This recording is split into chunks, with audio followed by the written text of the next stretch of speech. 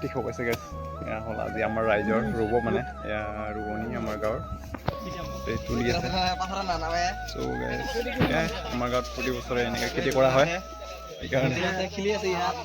আপোনালোকে দেখিব পাইছে নহয় এতিয়া তেনেকৈ আমাৰ পথাৰটো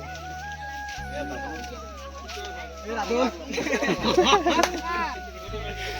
গাঁৱত গাইজ নিউজ লাইভ হৈছে প্ৰাক নিউজ দাদা পূৰা ভিডিঅ' বনাই আছে আমি তাক ভিডিঅ' বনাইছোঁ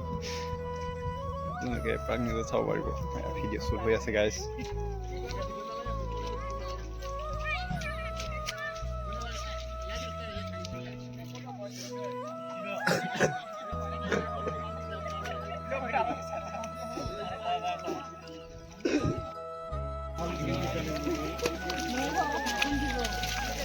উঠিয়া তোলা নাই নে লেকচাৰ মাৰি আছে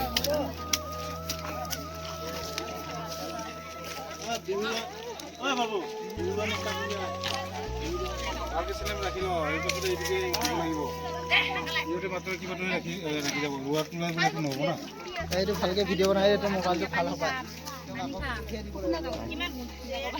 কেনেকুৱা লাগিছে আজি পথাৰত বেয়া কিয় কিয় বেয়া লাগিছে ইমান গৰম ইমান গৰম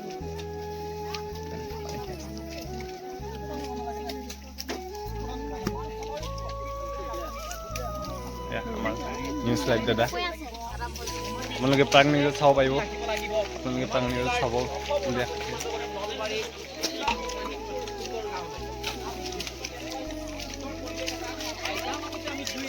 সুধিব বিচাৰিম খুব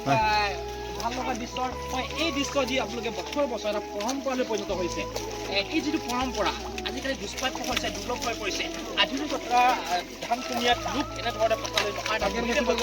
তেনে সময়ত যদিও খৰাং বতৰ যদিও অনাবৃষ্টি কিছু সুযোগ সুবিধা গ্ৰহণ কৰি আপোনালোকে আজি আপোনালোকে ৰাজহুৱা পথাৰত আপোনালোকে নামিছে কি ক'ব কেনেকুৱা অনুভৱ কি ক'ব সুন্দৰ অনুভৱ প্ৰথম কথা হ'ল কি ৩ নং মালিকৰ গাঁওখন সেই ৬০ চনৰ পৰা আজিলৈকে ভাৱে এনেকৈ ৰাজহুৱা হিচাপে আমি খেতি বাতি কৰি আহি আছোঁ আৰু ইয়াত যথেষ্ট আমাৰ এই খেতি বাতিৰ লগতে আমাৰ একতা এটা পৰিচয় দিয়া হয় সেই হিচাপে আমি যথেষ্ট আমি কষ্ট কৰি হ'লেও আমি প্ৰতি বছৰ আমি পালন কৰি আহি আছোঁ আৰু এই হিচাপে আমি আমাৰ খেতি বাতি যথেষ্ট আছে ইয়াত আমাৰ ১৮ পৰা ২০ বিঘামান মাটি আছে এই মাটিখিনি আমি প্ৰতি বছৰে আমি খেতি বাতি কৰি থাকোঁ আৰু এইবাৰ আমাৰ যথেষ্ট আমাৰ অলপ পলম হ'ল কাৰণ এইবাৰ খৰাং সদৃশ সেইকাৰণে আমি এইবাৰ অলপ পলমকৈ হ'লেও আমি সমুদ্ৰ হিচাপে খেতি বাতি কৰিবলৈ আগবাঢ়ি আপোনালোকৰ চিন্তা হৈ পৰিছে এইবাৰ কেনেধৰণে আগ্ৰহটো দেখুৱাইছে আগ্ৰহ কেনেকুৱা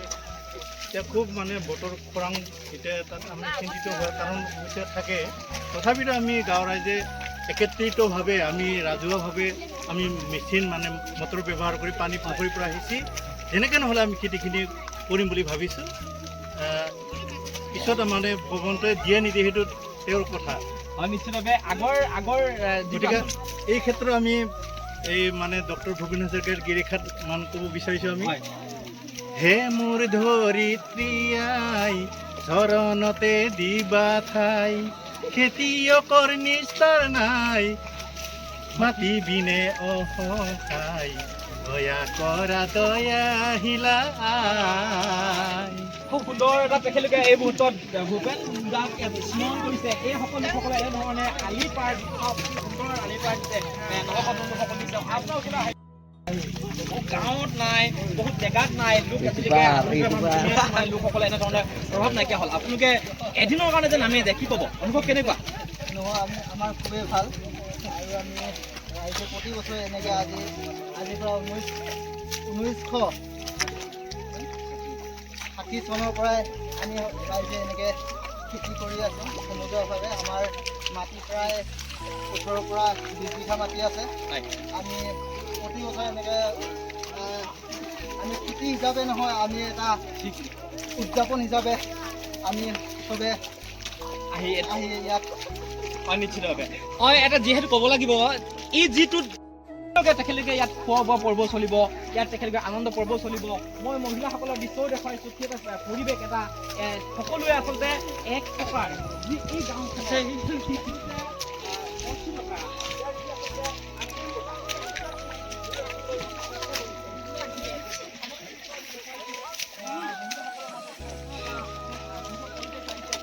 কৰি হ'লেও ৰোৱনীসকলে আমাৰ নিজৰ কৰ্তব্য আমি কৰিবই লাগিব। সকলোৱে ৰ'দ দিলেও আমি ছাতি লৈ হ'লেও আমি ঘূৰি গৈছোঁ, কঠীয়া তুলিছোঁ, আমাৰ নিজৰ কৰ্তব্য আমি কৰি গৈছোঁ। নিশ্চিতভাৱে যেতিয়া এজাক ৰোৱনী থাকে বা এজাক মহিলা থাকে, আপোনালোকৰ এনে বিয়নী মেল হওক বা চাহ মেল হওক বা এনেধৰণৰ ফূৰ্তি আনন্দ হয়, আপুনি এটা আমাক ফূৰ্তি দেখুৱাব নেকি?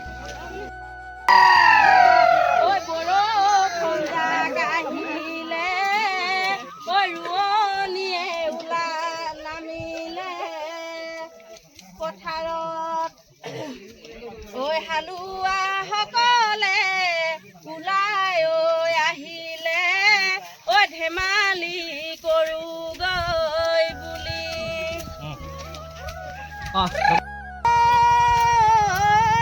ঐ কিনো শাওণ মহীয়া বতাহ ছাতি মাৰি, ঐ গছে বনে ফলালে ঐ হালোৱা ৰোৱনী সকলো লগে ঐ নামিলে পথাৰ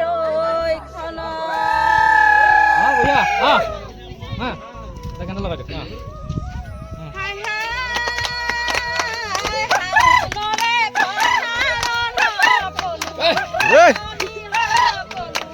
ৰোৱনী একেলগে কৰিছে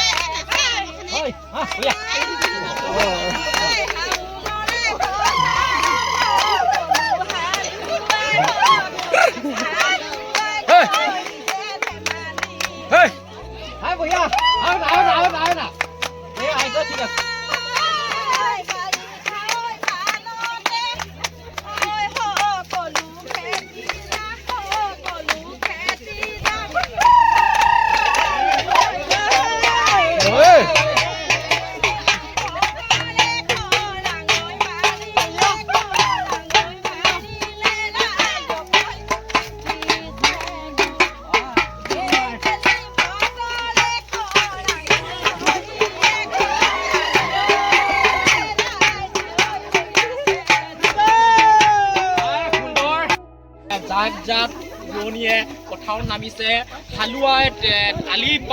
আলি দিয়াত ব্যস্ত হৈ পৰিছে। আমি দেখুৱাইছোঁ প্ৰাণ নিউজৰ দৰ্শকক এটা আচলতে দুষ্প্ৰাপ্য দৃশ্য, যি দৃশ্য আপুনি চাবলৈ হ'লে, এই দৃশ্য আপুনি যদি কেতিয়াবা উপভোগ কৰিবলৈ হ'লে আহিব লাগিব ধেমাজিলৈ, আহিব লাগিব অসম অৰুণাচল সীমান্তৱৰ্তী যি নলবাৰী পঞ্চায়তৰ অন্তৰ্গত ৩ নং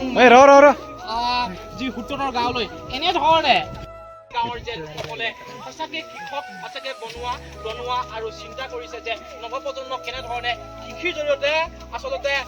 যিহেতু এটা কৃষি নহ'লে যিটো এটা কৃষ্টি নাথাকিলে সেই আচলতে সমাজৰ এটা যিটো পৰিচয় নাথাকে, এই গোটেই পৰিচয়টো বহন কৰা এখন গাঁৱলৈ আহিবলৈ হ'লে আপুনি কেনেধৰণে আহিব লাগিব? আপুনি আহিব লাগিব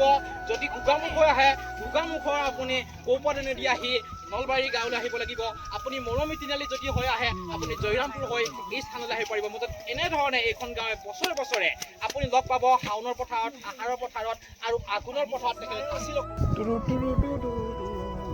আমি পথাৰলৈ চাওঁ গাইছ, আমাৰ পথাৰত নমনা এনেই আহিছে, এতিয়া ঘৰত এনেকৈ গুচি যাবগৈ, কিবা এটা ক'ব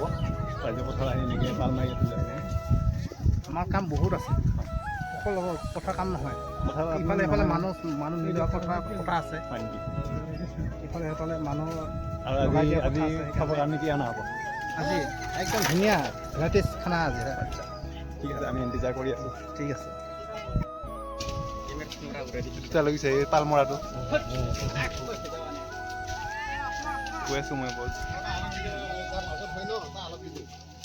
এয়া এই পাল মাছে পুৰা কোৰতহে নিছে আৰু এনেই ইহঁতৰ মাটি বাৰী নাই।